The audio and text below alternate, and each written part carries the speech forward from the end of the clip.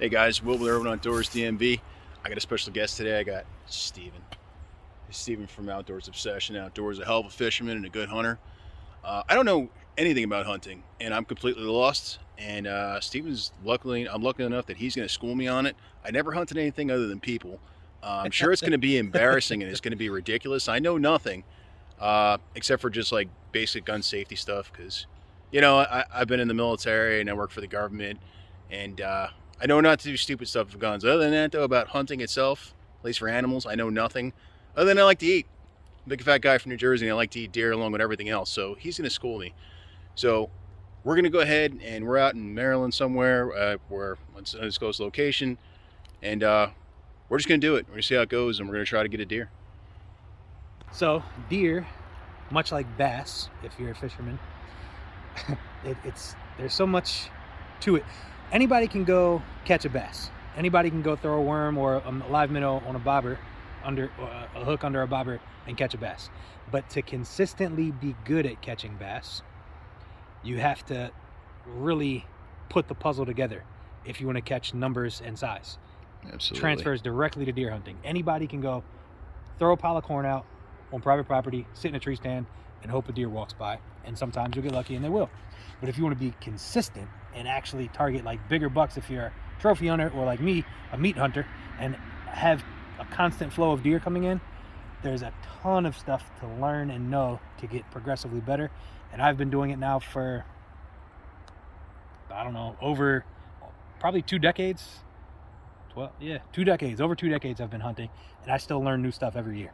So it's a constant process of figuring out and patterning, and it's super intricate. So for when you're first starting, to simplify things, there's something that you need to keep in mind. Deer are doing one thing: they're trying to survive. In order to survive, they need a good source of food and safe area to rest their head. So what we call deer bedding is where they actually lay down and rest.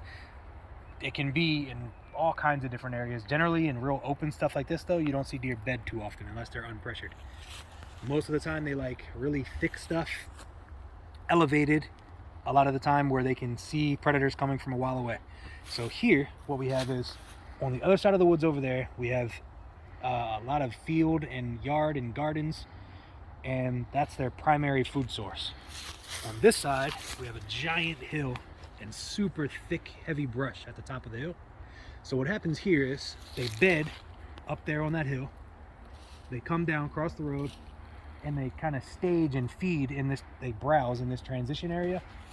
Early morning or late evening would be when they're coming from the bedding and heading over to their primary food source to feed all night. And then in the mornings, right before the sun comes up, they're going to start working their way back through this transition area and back up to their bedding on the hill. Now some of them sometimes will stop and they'll bed in this real thick undercover here, but their primary bedding and primary feeding is over there. Their secondary bedding is just sporadic. It's not something you can really rely on or count on constantly. Same as the browse and food in here. It's not something that sometimes they'll come through and hit, sometimes they won't. But you can always count on them going to primary feed and going back to primary bedding. Secondary, it's hit or miss. So that's like the simplest way to put it. And all you're trying to do is put yourself in between where the deer are going to move. So that's the simplest way you can put it. If you can understand where bedding is, where feed is, and put yourself in between, that's pretty much what you got to do. Okay. So like that's the pattern, establishing the pattern, and then are we looking to shoot them when they're eating? Is that we're looking to ambush them, or we're just gonna try to get them in between? Does it matter? Anytime you can get a shot, you take a shot. But you can either set up, like for instance, if you want to set up and catch them before they're bedding, you set up super early in the morning, most of the time, close to their bedding area. And a lot of the time, so deer will feed 5 times in a 24-hour period. So they have their main feedings, which is like around dawn and dusk, and then they have 3 other feedings that they'll get up around their bedding and kind of wander around and browse and then lay back down. So you can get close to a bedding area early in the morning and have a long sit, and have, as long as the wind is right, you can actually almost all day shooting at deer, depending on if you're lucky enough to have them come your way. In the evenings, you're looking again at mainly setting up near, like from further away from their bedding, because you don't want to go close to it and spook them. You want to get closer to their primary food source and try to cut them off before they get there. I personally don't like shooting into a primary food source, because if you do that over and over and over, you'll pressure it and they'll start looking at that food source as a danger zone, and then they'll start only using it at nighttime or not using it at all. So you can get away with it a couple times, but the more you educate them, they're super smart, intelligent animals. So the more you educate them, the harder it is for you. So I like to catch them in transition zones in different spots as much as I can and bounce around, which complicates things a bit. But again, there's a whole, and all of this is completely subjective to the area that you're in. Like, you can't ever apply all the same exact stuff in this section of woods as you might in a section of woods a mile down the road. Everything might change.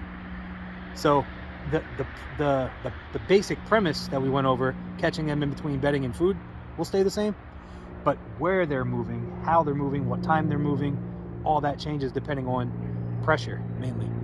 And that just might be hunting pressure, it might be people walking their dogs through the woods pressure, hiking, and then you have extremes where you might have an area that's so pressured that it's not actually pressured anymore, because the deer, like if you go next to a park and the deer are used to seeing people all day every day like clockwork, but the people are never actually like chasing them or hunting them or bothering them, then you can almost walk right up to the deer in some of those spots because they don't look at the people as a threat.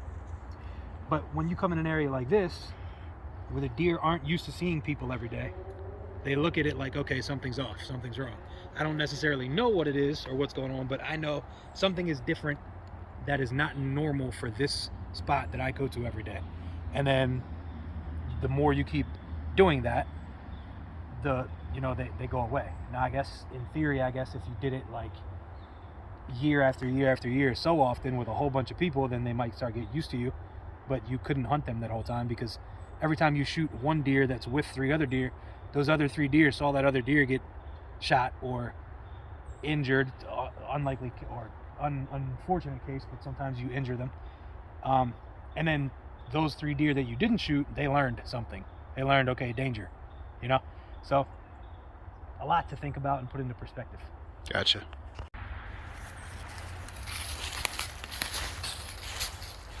From here to here is like all torn up. Is that from them running? Is that what that is? A buck rubbed it. Now that's super old. That's like years old. Like okay. That's a really old rub.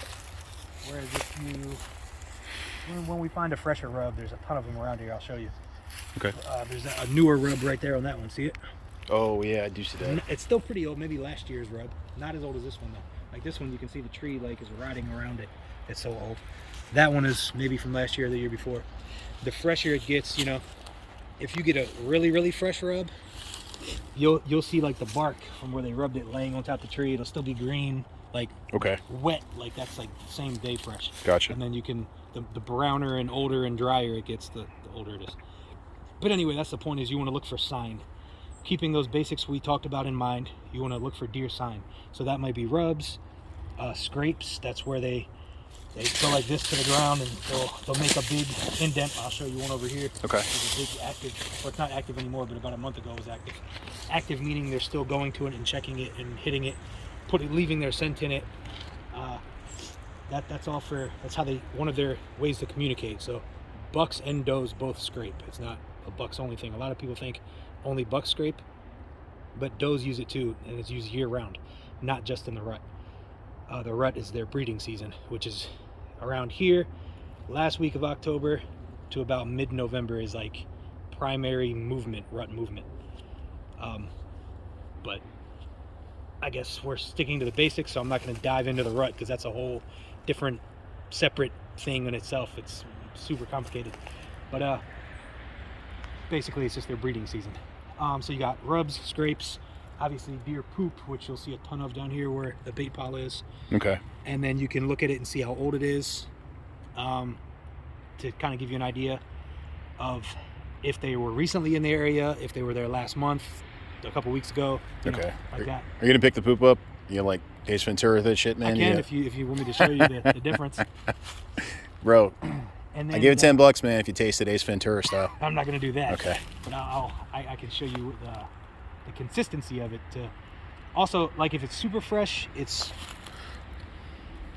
put it in perspective. If you were to take a dump, you can tell if it's fresh or if it's old. Like if it's wet and smushy and steamy, Yes. it's just now. Gotcha. If it's old and crisped and shrunk down and dried up, it's old. And everywhere variant in between.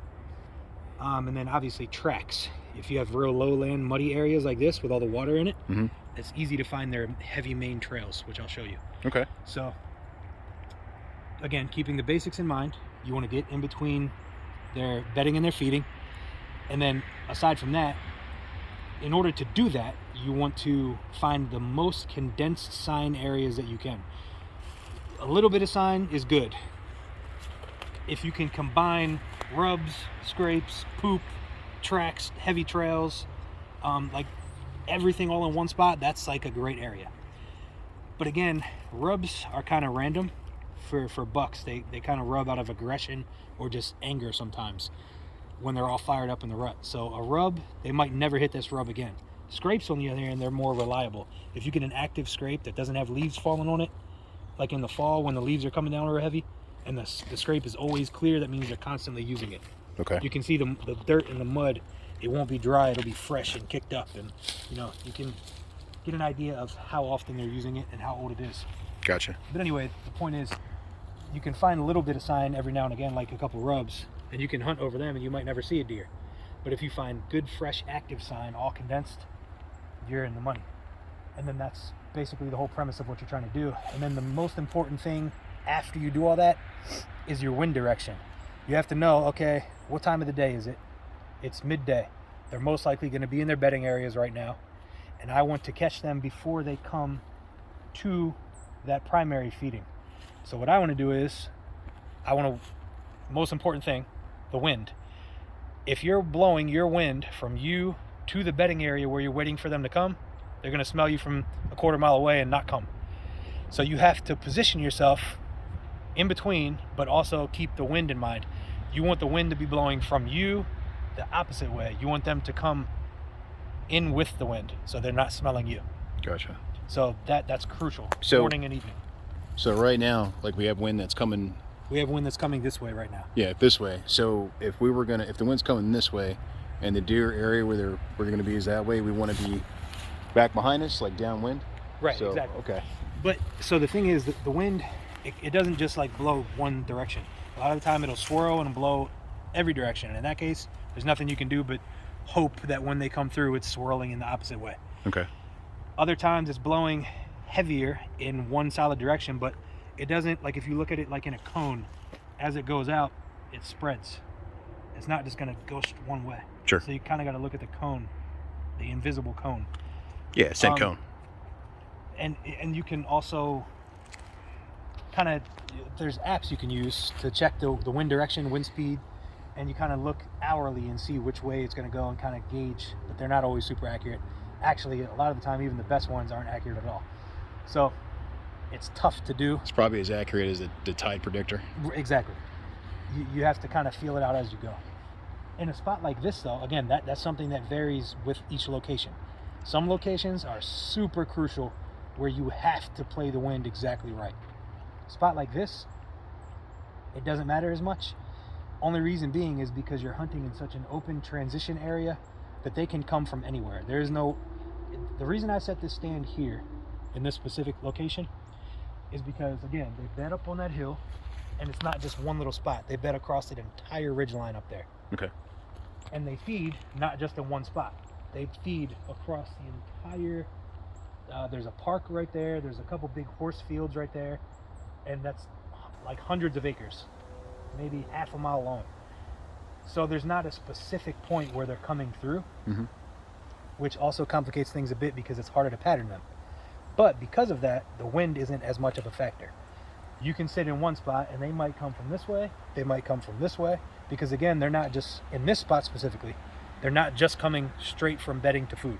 They're coming down here to this transition area wandering aimlessly around almost everywhere, and then going over to the food. And in the mornings, they're coming from the food, hitting this transition, wandering all around all over the place, and then heading back up to their bedding. Gotcha. So because we're in this transition, the wind isn't as important. Again, you don't want it to be blowing like, if you're sitting here in the evening, and you know most likely they're going to be coming from wherever they're bedded, you don't want it to be blowing directly to where you think they're going to come from. But a lot of the time, even if they do come from that way, they're going to veer off to the side, come up this way, come up that way, come down this way. So it's kind of sporadic and random here, which again makes it hard to pattern them, but the wind isn't as serious. Whereas if you were in like a tight little pinch funnel where they can kind of only come through one little spot, then the wind is crucial. If you are hunting the wrong wind, you won't see deer. Or if you're like hunting the edge of a field, like an ag field, and you have the wind in the evening blowing from the field into the woods, and you're hunting the one trail that they use to come out, you're not going to see any deer because, you know, they're all funneling right into you to leave there, and then when they do, they're going to smell. They're not leaving out 20 different trails. Here, there's literally hundreds of trails that they use, and they're not using just one. So it all depends completely on where you're at. Got it. The further we get into the woods, we want to be super quiet and much less intrusive. All right, we got to whisper. Kind of like, you see them whispering on the hunting videos on the internet. That's what's okay. Exactly. Gotcha. Yeah, okay, no problem. We can do that.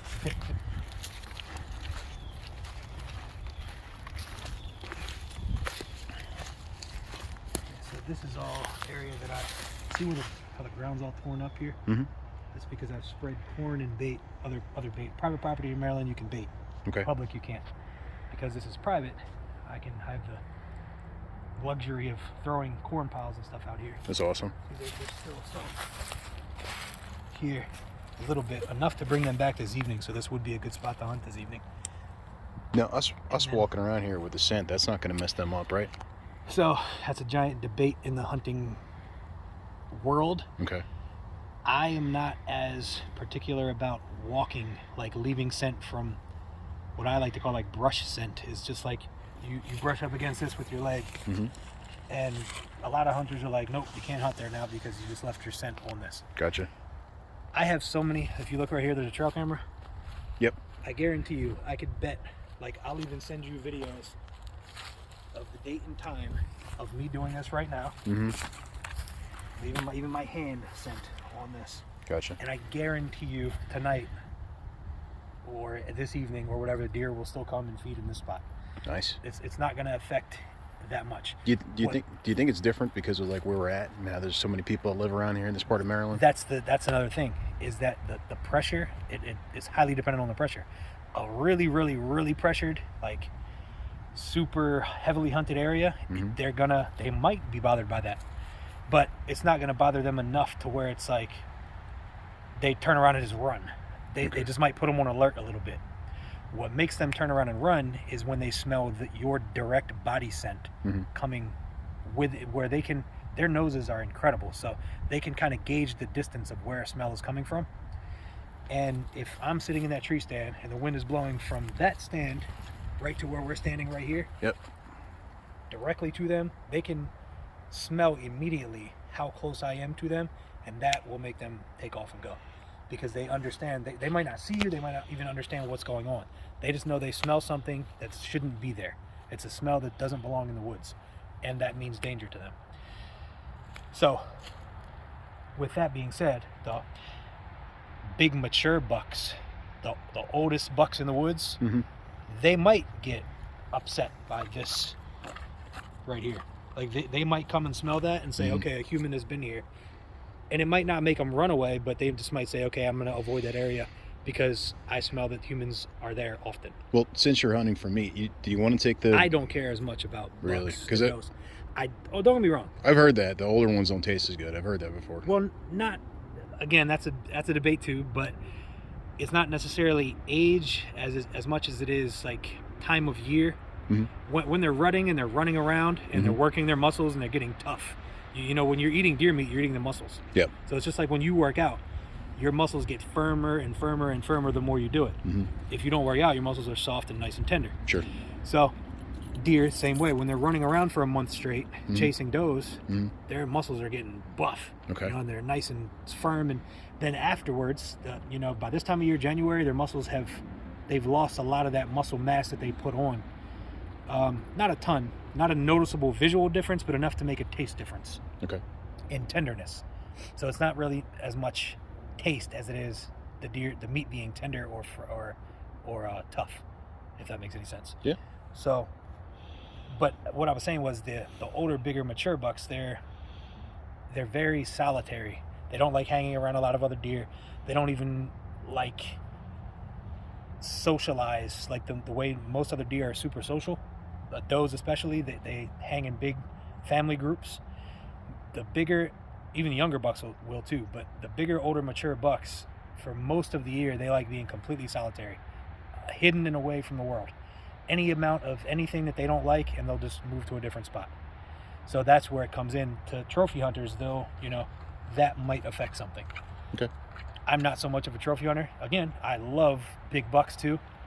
Gets my blood pumping. If I see one coming through the woods, it's an amazing creature that you don't get to see often. It's like the equivalent of like a 12-pound bass or something. Like, you know, it's, of course it's going to excite you. Sure. But that's not why I do it. Okay. I do it for the meat, to feed my family. 2.5, 3 inches. Yep. And then if it was a big heavy deer, you'd have 2 dots like that behind it. Oh, okay. See those dots that I made? And these tracks would be like that much longer with the 2 dots behind it. But that's just an idea of how you get the size. You can kind of tell by looking at the tracks the size of the deer. Okay. So keeping that in mind when you're setting up that early, you're thinking, okay, I'm going to set up 2 or 3 hours before the deer get there. And then you're getting in your spot, settling in, and for that first 30 minutes or so, you're comfortable. But after that first hour, second hour, third hour goes by, you're twitching, you're readjusting, you're moving. If you're on the ground, deer are going to pick up that movement from before you even see them, 100 yards away. And then they're not going to come in, they're going to run. When you're up in a stand, up in a tree, you get away with a lot more movement. They'll still see you if you're not blended in really well. Feeding area is right here where we have baited. Yep. Now, see if you can tell me where the trail is. There's one clear trail from here to here. Can you see where it's coming in? Yeah. Well, going around and then, yeah. Yep. Right there, you can see where they've got it walked down so much from walking that same path. Gotcha. That they're, now that's not super heavy. I'll show you when we get in there. There's some really thick, heavy trails. You can see where they've been feeding so heavily in here that there's just tracks everywhere. Oh, wow. Like here is a deer track. There's 2 defined. Yeah, that's a good one. Here's a little track there. And as far as tracks go, these are small tracks actually. Really? Yep, so that's only about 2.5 inches, and it's got a little heart shape to it. The bigger the deer, you can't really tell buck or doe.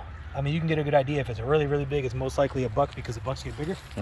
But the bigger the deer, it'll lose that heart shape, and it'll just be 2 lines. And when you get a really heavy deer, it'll be 2 lines plus 2 little dew claws that stick in behind it. Oh, wow. Yeah, that's a fresh rub? Yeah, that's super fresh.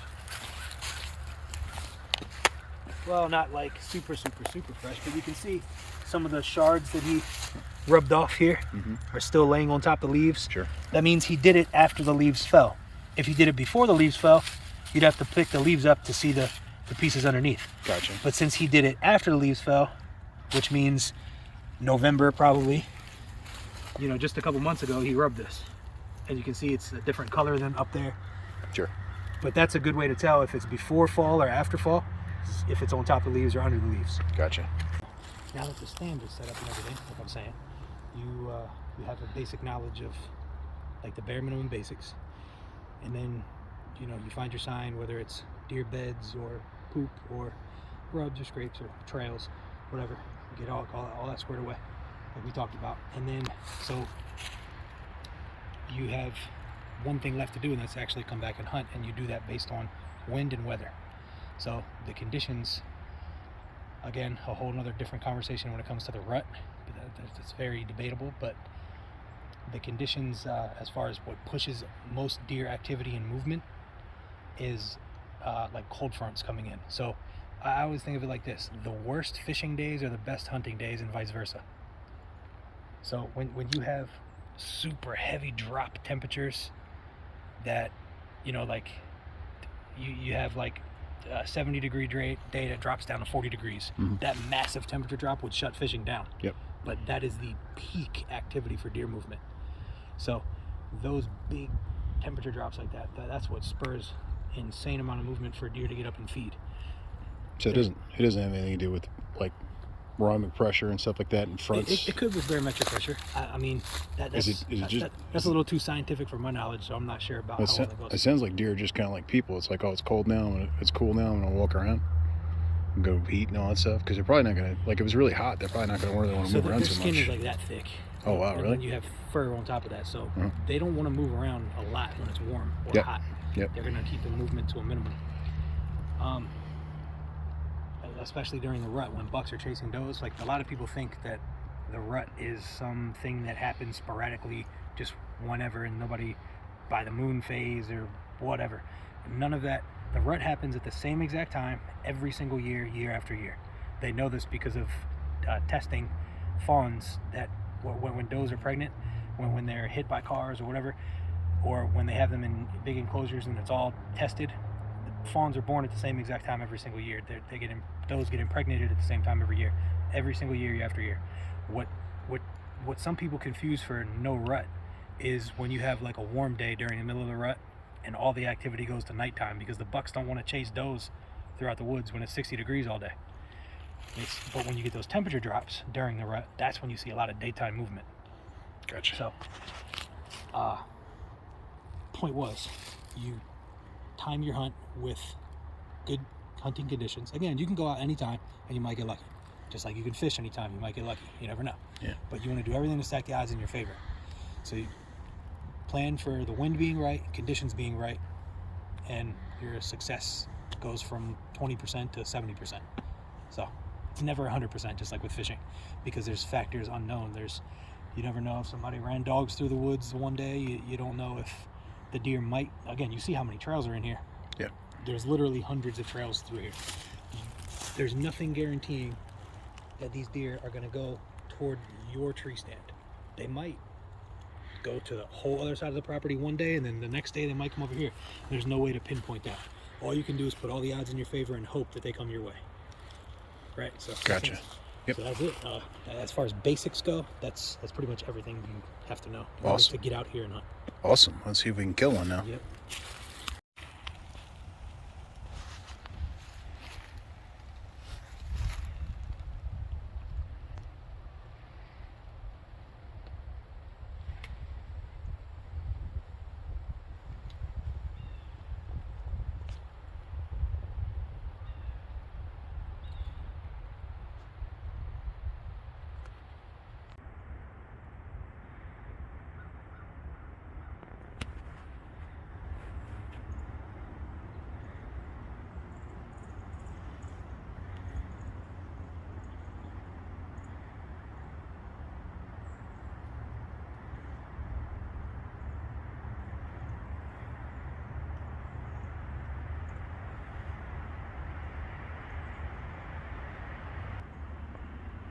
And they've lived here their whole lives, and they've never seen that stand there. Now all of a sudden it's there, so they're like, what the hell is going on? Crap. If I would have seen them earlier, I could have shot when they were right here, but I didn't see them until they were already in the thick stuff, and I had no shot. Yeah.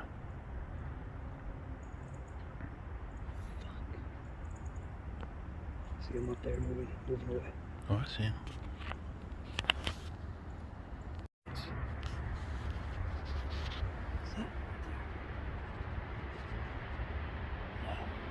Too much stuff in the way. Can't shoot. Again, that's a situation where I could have forced a shot right there and probably killed that deer. But because through my scope I can see so many branches in the way, even with a 50 caliber slug, going through one of those branches is enough to, at that distance, to throw the accuracy off, enough to injure the deer rather than killing it. So it's not worth the risk. I gotcha. We're not starving to death. We can go to the grocery store and buy meat. It's not that crucial to take that risk. You know, it's not the apocalypse. If we were starving to death and needed food to feed our family around the campfire after the nuclear war, then yeah, maybe I would have took that shot. But realistically, civilization is intact. I guess that's debatable, but you get the idea. I got it.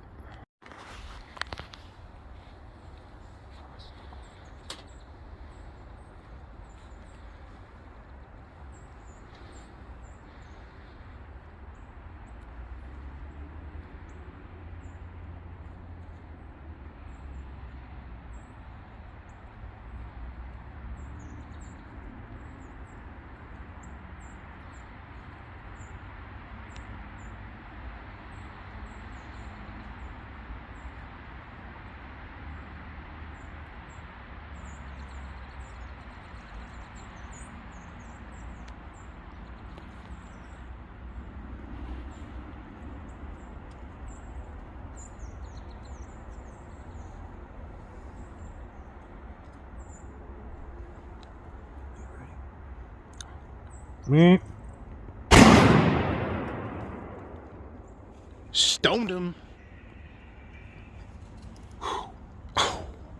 Fuck yeah, bro. Go.